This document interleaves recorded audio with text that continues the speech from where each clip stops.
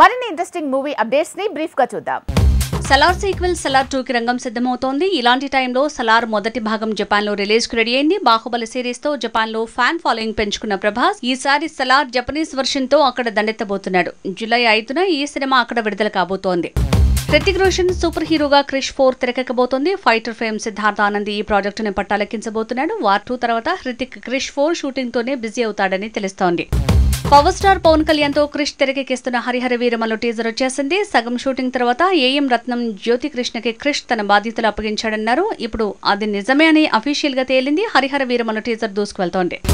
Pushpa sequel Pushpa 2 తాలూకు పాట తూటాల దూసుకువెళ్తోంది. తెలుగు తమిళ్ ఇలా సౌత్ వర్షన్ కంటే హిందీ వర్షన్ కి భారీగా స్పందన పెరిగింది. ఈ సాంగ్ వచ్చిన 14 గంటల్లోనే 77 లక్షలకు పైగా యూట్యూబ్ లో వ్యూస్ రావడంతో నార్త్ లో బన్నీ ఫ్యాన్ ఫాలోయింగ్ పెరుగుతోందని తెలుస్తోంది.